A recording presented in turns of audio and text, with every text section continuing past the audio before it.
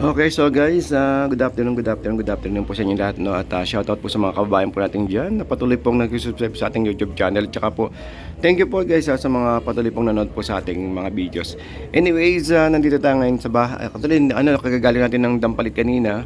At update ko lang yung sitwasyon ng Dampalit, no? Kasi alam naman natin na bukas ay Sunday. So, sa mga riders po na pupunta po dun sa may Dampalit, talaga namang konting pasyensya lang dahil dun po sa ating Chocolate Hills, no, na talagang babaybayin dahil mag-ready lang tayo ng ng 5 piso na talaga namang matinding hugasan ng gagawin natin doon sa ating biyahe bukas dahil talagang mabigat po yung doon yung sitwasyon doon po sa ating Dampalit Mega Dike doon po sa may bungad sa may bungad po ng sa may Merville subdivision. Yun, so sa mga first time na pupunta doon, dadaan po tayo ng Merville. At kung mga nakabike naman, pwede naman po tayo dumaan doon sa may bungad, sa may gate na pula. Doon po sa may sa may pinakabungad. Pero pag nakamotor guys, doon po tayo dumaan sa may sa may Merville subdivision. Yun, so update lang tayo. Grabe yung inabot natin kanina na putik doon sa loob ng Dampalit. At talaga namang yun lang sa lang. Remind ko lang, meron tayong mga car wash doon sa may paglabas ng ating Dampalit doon. So pakita ko sa inyo yung yung sitwasyon kasi actually nasabong ko na to kanina. At ngayon ay medyo kailangan natin ng matinding dito. Matinding kuskusan. At saka sa nanghingi ng update ng update kay Prism. Okay pa naman siya, guys. Kasi may buksan ko sa inyo yung battery niya. Ito yung isa natin. Ito yung bali baka by next week nasa may na tayo nasa may Hagonoy. So babiyahe tayo ng Hagonoy by next week. Then dito po sa may Apalit at saka po dyan sa may Masantol na sa naman ay next week and nandiyan po tayo. Anyways, so nag-update ng sitwasyon kay Prism. Actually magto 2 years na to si Prism. At ito po yung service natin na pinang-vlog natin, pinang-iikot-ikot natin dito sa may fishport na pinupuntahan po natin. And then may nagtanong sa atin kung kumusta yung si Prism dahil nga naman to is lithium kasi itong gamit natin dito. So expected na natin na pangmatagalan itong baterya niya. So almost 2 years na magka 2 years na ngayon January. December. So tingnan natin kaya lang nasa kasi yung BMS niya kasi nasa cellphone. So mamaya pakita ko na lang yung BMS niya. Yung yung pinaka main. So ito kasi is plano ko tong pakawalan sana Ayan So goods naman siya Ang natakbo na natin bali dito is 24k. Ayan 24 nakita nyo kanina 24. So talagang lagari tong natin, lagari tong si Prism sa biyahe natin noon mga nakaraan. Nung wala pa yung itong si natin, yung isang service natin na si ADB. Yan. Yung battery nito naman guys is mahaba naman talaga yung battery ng itong lithium kasi lithium po kasi yung powered by lithium ayan po siya. So expected na po natin na pangmatagalan po siya na gamitan itong ating e-bike. Kaya lang gawa nga kasi plano ko rin siyang palitan So hindi ko alam kung ano ipapalit natin So kaya lang hirap kasi ako rito sa parking. Sa totoo lang hirapan ako sa parking kaya sabi ko mag-maintain muna yata ako sa isa. Kaya lang pinangahakot ko kasi ito ng hipon. Kumakarga po kasi ito ng hipon na 20 to 25 kilos. Kumakarga po ito. At saka nung ginagawa po yung bahay ko, nagkakarga po ito ng mga graba at saka semento. So siyempre medyo gipit na kasi ako sa dito sa parking at saka syempre medyo napabayaan ko na. Aminan ko napabayaan ko napabayaan ko. Gawa nga ng syempre unang-una yung shock niya. Ito yung shock niya. Yung shock niya medyo bumaba na yung shock niya. Kailangan palitan ng shocks tuloy. Shock. Tsaka yung gulong naman bago pa naman yung gulong niya. Ay, may mga may mga buhok pa siya. Ayun. So, yun. So, wala naman akong nakikitang problema rito, kay Prism. Ang naging problema ko lang dito, guys, is yung brake. Dito sa may unahan, gawa nga ng na-stuck siguro yung niya, yung pinaka caliper. Eh, hindi ko na matanggal. Kaya tinanggal muna namin yung preno. Ito yung pinaka-preno niya. Wala, actually lang preno to, no? O, pero tatakas ako niya, ha? Ayun, naka-disc brake din siya. Kaya lang yung ano po, no, yung tawag ito, yung pinaka-caliper niya tinanggal ko, gawa nga ng kinalawang. At kailangan i-weldingin namin. At yung pinaka talagang kailangan gawin, no?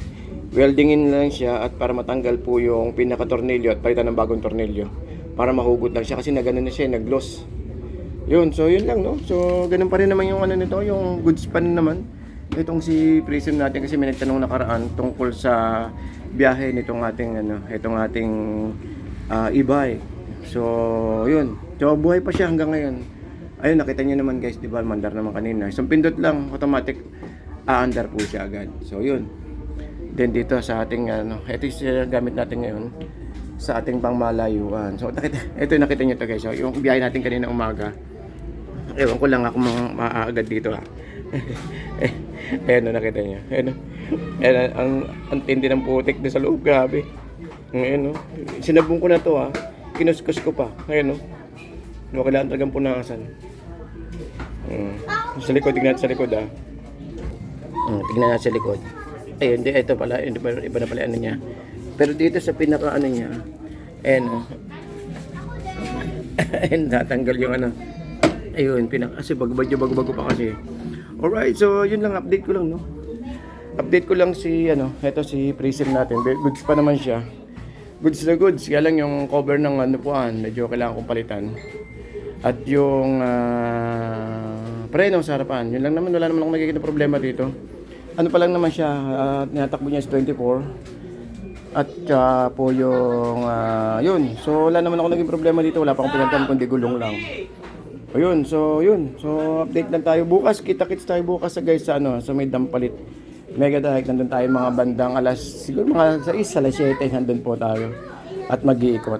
Yun, ito po gagamitin ko po itong malaki kasi medyo ano medyo maghahabol kasi ako ng oras. Gawa nga ng plano ko si mag-ubando muna ng madaling araw. Then Dampalit, then Malabon, Bayan, Fishport. Pero try kong pagpunta ngayon ng ano, try kong magpunta ngayon ng ano ng Bulungan sa may Paranaque. Hopefully na makarating tayo ngayong gabi. Alright, so yun so update ko lang tong ano natin. Itong ano kasi may nagtanong sa atin nakaraan kung ano daw yung ginagamit kong service. Ito palitan sila guys kung ano yung trip ko na gagamitin. Pwedeng itong malaki at kung makatipid para makatipid ng konti, gagamitin ko yung e-bike. Alam naman natin na tipid naman talaga itong e-bike natin. Kasi ano to 28 pesos no, full charge. So naibiyahe ko na to ng ano ng Manila hanggang sa may bungad ng Bataan. Yan, ganun po kalayo yung biyahe natin. Actually nakagawa na ako ng video nito So sa mga interesado, pwede niyo pong balikan yung mga video natin. Makikita niyo po yung biyahe ko. Mula Manila po, mula Monumento, Caloocan. Actually mula nga din sa bahay Mula dito sa bahay, siyempre bago dumating ng Monumento, nakapagbawas na rin ng ilang takbo. Then tsaka tayo tumakbo ng Pampanga. Yun. So takbong pogi lang, takbong 40. Alright, so yun. So palitan lang sila no. Palitan lang sila. Ito po yung ating service. Ito po, buksan ko ha. Baka mamaya madinis naman na to. Uy, nakalak pala. Dali. Hindi, buksan ko lang to ha. Tignan ko lang. Uy, susi ko nalaglag. Ayaw Uy, ayaw Ayun, buksan ko guys ha. Ayan. Ayun. So, nakita nyo, natakbo pa lang, diba? 947 pa lang. 947 kilometers ang tatakbo pa lang natin. So, almost 1 week. 1 week pala natin nagagamit itong ano natin, itong tawag ito. Itong TDB. Alright, so patay ko.